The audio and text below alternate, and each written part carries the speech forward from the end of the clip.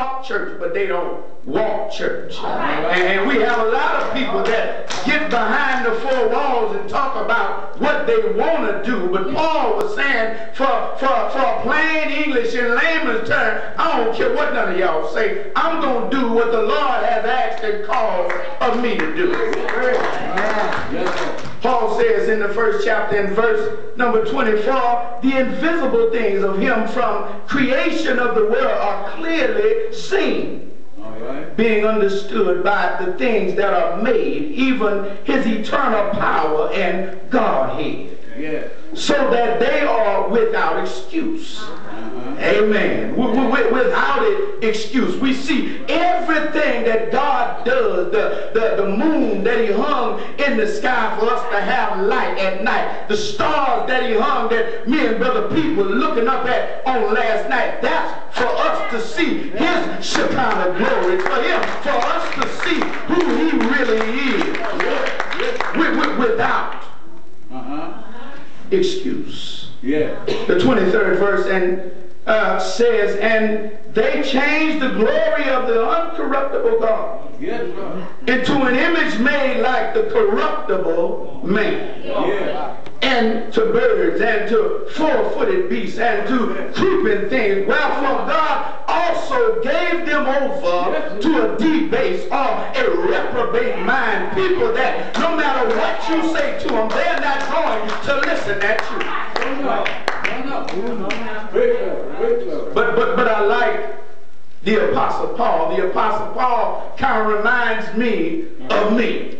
Amen. God had to catch him in the midst of his chaos and confusion and cause him to have blindness in order for him to take the scales off of his eyes so that he would really be able to see. Amen. Sometimes we walking around with scales on our eyes and we can't really see what God is really trying to do.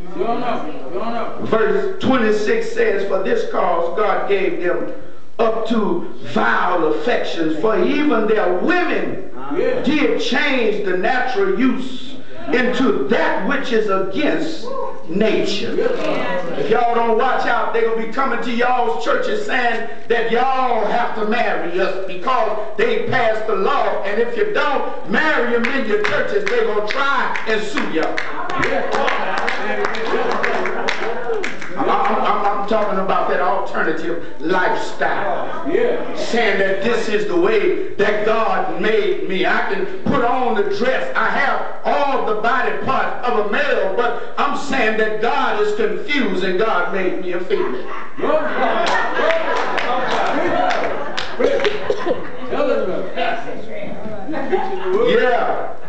They're going to be coming to us and they're going to be telling us what we can do.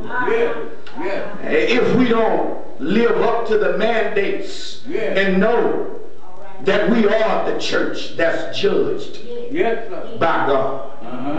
I'm sorry, my brothers and my sisters, but I'm not scared of them. They can say whatever they want to say, but as long as God puts breath in this body, I'm going to let it be known what God said. The Bible says, let the word of God be the truth and every man a lie. God said homosexuality is immoral and it's not right and it's despised in the eyesight of God. My brothers and sisters, I know we have all sinned. Paul says we've all sinned and fall short of the glory of God. But I'm just so glad tonight that God sent me a piece of paper one day and assigned my name on it. That evidence of insurability. That I don't have to worry about when I die where I'm going to go, because it's already been pre-planned and predestined that I'm going to spend eternity with him. Because he said if any man believe in Christ who died on Calvary's cross, believe in his heart, confess with his mouth, that he shall inherit eternal life. Amen. But none of us are any greater than the other. This particular letter Paul is writing is classified as one of the doctrinal epistles written around 56 or 57, in between 55 and 57 AD, along with 1st and 2nd Corinthians and Galatians. It's written from Macedonia to prepare them for his coming, and also to ground them in the doctrine. For us to have the doctrine of what we need to get over to the other side. See, because we have to know that we know. We can't have folk coming trying to persuade us to think in an alternative way of thinking. Some have said that Paul never made it to Rome, but this is an understatement, because in fact he stayed there for 2 years, waiting to go to trial. Acts 28 and 30 is noted that Paul stayed in a rented house and witnessed. This meant that he was kind of like in a halfway house. So he had people going in and out, and he was teaching in this province of Rome. So he might not have ever went to the church. Oh, but they was indoctrinated. They got the word. They said that Romans is the ABCs of the Christianity. My brothers and my sisters, to look at other religions such as Buddhism, which was started by Siddhartha Gautama, or Buddha, spoke but didn't write a word. Buddha didn't write not one word, but here it is, he had millions of followers. And here we have 66 books. Not counting 11 books that the Catholic Church has, which is apocryphal books that don't apply to what we really need.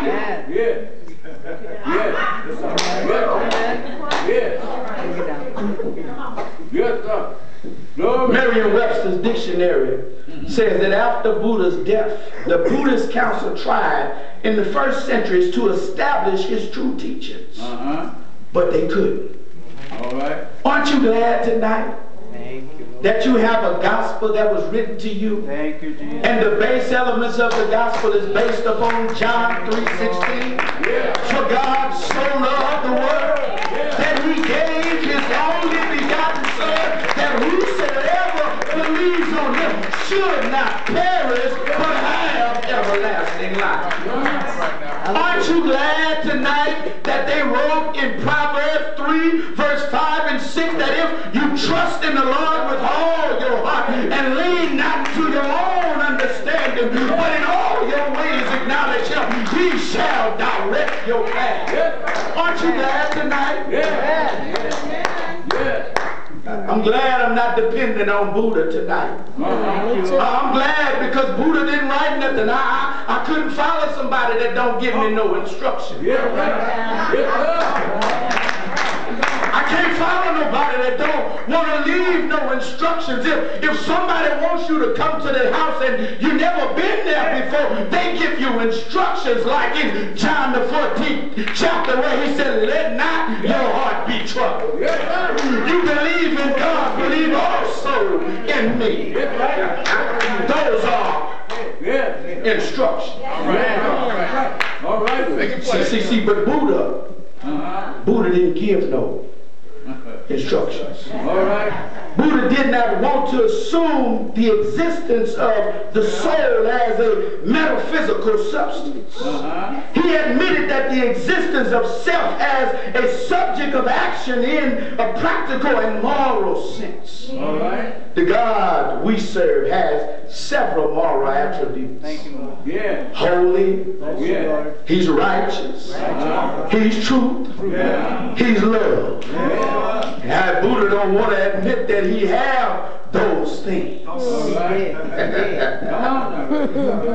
Consequently, my brothers and sisters, if we have the evidence of insurability, we should possess the same moral attributes as God. Paul is writing this church expressing some concerns on how they ought to have the same moral attributes that match up with God. Hinduism consists of 5 tinsel strands, like we as Christians should have some of the same moral attributes of God. All right. Hinduism consists on what they call doctrine, known as the Veda, which is equivalent of our knowledge. All right. Yeah, man. Yeah.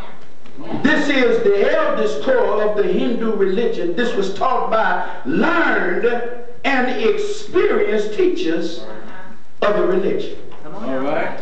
This dealt with monotheism and polytheism. They believed in many gods. All right. They worship temple gods. They worship tree gods. They worship egg gods. They worship all kinds of gods in their doctrine. Secondly, in their temples, they practice this worship of these idol gods. And the third strand is they kept it in their own society. They kept it in their society. They taught their people how to believe what they had been taught to believe. I can say that over again. They taught their people to believe what they had been taught what they should believe. Y'all ain't catching it. They taught their people what they should believe according to what they had been taught what they should believe. Y'all still ain't catching it. They taught their people about what they believed, about what they